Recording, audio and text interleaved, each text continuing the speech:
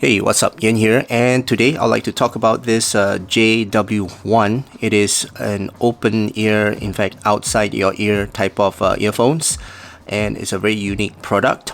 Now, I've already unboxed this, and if you guys are interested to watch that video, please check out the link up above here. But in this video, I'm just going to focus on my sound impression and my full review of this JW1. Now, as I mentioned in my previous video, this retail price is just $28, okay? And it's very cheap, very budget friendly, and it's suitable for the general public. Basically, it's a very unique way of listening to your music and using earphones, because this earphone doesn't go into your ear, it doesn't intrude into your ear canal. As you can see, it's just a speaker out here, and when you play your music, it just it's like a speaker outside your ears, and you are still very much aware of your environment when you are wearing this.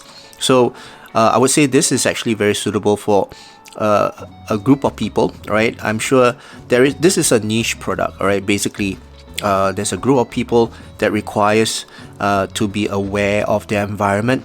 Okay, people who works in the construction site, who drive, or who rides a motorbike, or rides a bicycle, or jog. Okay, or you're going about doing your daily activities, but you need to be aware of your environment. Then this is a very suitable product for that. Okay, it does not seal you off from your outside world, and gives you sound awareness of your surrounding. Okay, so yeah, very nice product. Now let's talk about first the functionality for this. So I think in terms of Bluetooth, right? Bluetooth, this is Bluetooth 5.3, and codecs for this is not the best. It doesn't have all the bells and whistles. It only has the AAC and SBC, so no high-res audio on this. But in fact, I don't think it needs high-res audio, because it does not seal, right? So whatever sound that comes to your ears, it is at a low-res level. Okay, so I think in terms of the Bluetooth codec, it matches to the sound, okay, or the environment, or the usability, or the functionality of this earphone. Okay, so yeah, that's for the Bluetooth codec. It's fine, I guess, and the connectivity is also okay. All right, in terms of when this is on my ears, and when my phone is in my pocket, it does not give me any disconnection or any distortion, so that's good, right? And as for I was driving, I use this a lot when I'm driving. My phone is usually on my dashboard, and yeah, the connection is definitely very good. So I don't have any drop calls. I used it for my Zoom calls as well, my team meetings, and phone calls, right? So I think the Bluetooth connectivity is fantastic. No issues with the Bluetooth connectivity and the codec. I think listening to music, it's all right. It's not an audiophile level type of sound delivery, but it serves the purpose. So I would say this is actually more for the general public, right? More for general use, not really for very specific audio file critical listening type of experience. Okay, so that's for Bluetooth. Now let's talk about the functions of this. This does not come with any apps, all right? So it's very basic. It connects to your phone via Bluetooth, and then when you play your music, it just goes straight into this earphones. There's no EQ or anything like that. It does not have any wireless charging, or it's very basic. It's $28, right? So I think for me, when I look at this item, I need to manage my expectations of this and lower my expectations because of the price to performance. Okay, so in terms of price to performance, it does perform really well. The sound that comes out from this is actually pretty good, for a general use purpose. Okay, so yeah, it's okay. So in terms of the sound, playing games on this is fine as well. And I'm not playing competitive gaming, and in terms of lag, right, it does have the lag, right? I no doubt about that. And also in terms of watching movies, Netflix on this, there is a little bit of a lag again, for lip sync. especially for dialogues. But in terms of sound stage, right, it sounds really good. It's got this open sound. Okay, so sound stage is got a extra layer, extra dimension to it. So watching movies on this is actually pretty good, and playing games as well. In terms of imaging and overall, sound separation is alright. It's not the best, of course. Don't expect this to give you crystal clear separation of your instruments, and and expect this to give you a sonic transfer, or the left and right channel, and the front and back channel or layers of the sound separation. This is not going to give that to you, right? It's basically a very general delivery of the sound to your ears.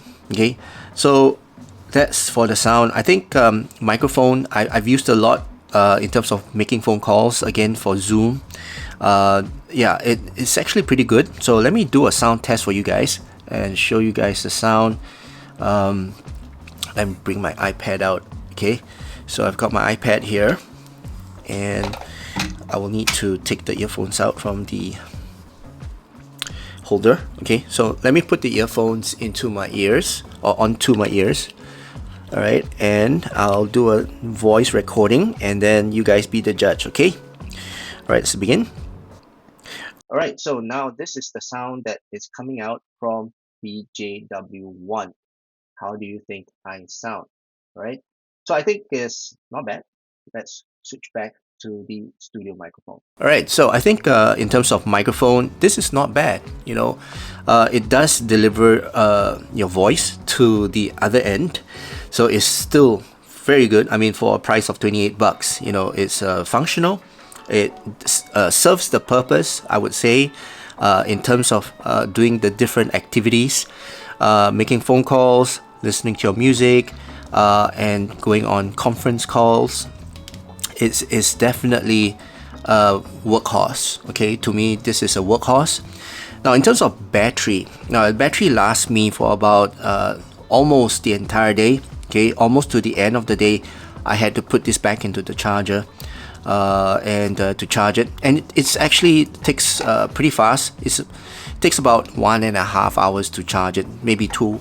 But usually when I put it back in, it's not fully depleted. All right, the battery is not fully depleted, so it charges back up in about an hour, and it's ready for me to take out. So when it's in the charger, right, it does have a light that blinks. Okay, as you can see here. So once it blinks, okay, let's see, there you go, it's blinking. So once it stops blinking, it's fully charged. Okay, and you can then take it out from the case. All right, so I think in terms of the battery wise, I have no issues, because it does have a backup battery. The case does have a battery here, and if you really are in a fix, you can charge it for half an hour, put it in for half an hour, and it will still charge this and give you that a few extra juice. So overall, I would say this product is good for general use. It's not for critical audio listening. Now let's compare this with the Ola Dance. Okay, so as you can see, Ola Dance is 200 bucks. Right, this is 200 bucks, and this does not come with any extra battery on the case itself. But in terms of first, let's talk about the build quality. The build quality is definitely better. It's got this a better rubber on the hooks itself. It's I would say softer to the touch, and in terms of the overall look and feel, this does look more elegant. Okay, but price wise, this is 200 bucks, this is 27 bucks.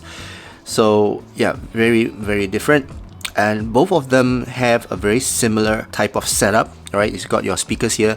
The JW1 has got a bigger speaker. Okay, and the Ola Dance have got a little bit bigger in terms of battery life. It lasts a little bit longer for me. In terms of ergonomics, I would say the fit and comfort, the Ola Dance is a little bit more comfortable, because this does flex a bit. Okay, this does flex, whereas for the JW1, it doesn't really flex. Okay, it's quite stiff. Okay, in terms of sound, right? Sound, the Ola Dance has got a little bit more bass. Okay, it's got a little bit more dimensions to the sound. as compared to the JW1. But overall, in terms of sound, because this is outside the ear, is actually not a very significant difference. Okay, JW1 does get a little bit louder as compared to the Oladance, and overall I think sound performance wise they're both similar. Alright, codecs as well, they do have the same codec. Oladance have got, I think, aptX X, which the JW1 doesn't have. Okay, but overall, oh, by the way, this is a Bluetooth 5.3 and this is Bluetooth 5.0. So again, the Bluetooth codec on the JW1 has got a more advanced Bluetooth codec. Okay, and yeah, I think in terms of this two, price to performance, this has got a bigger price to performance ratio as compared to the Oladance.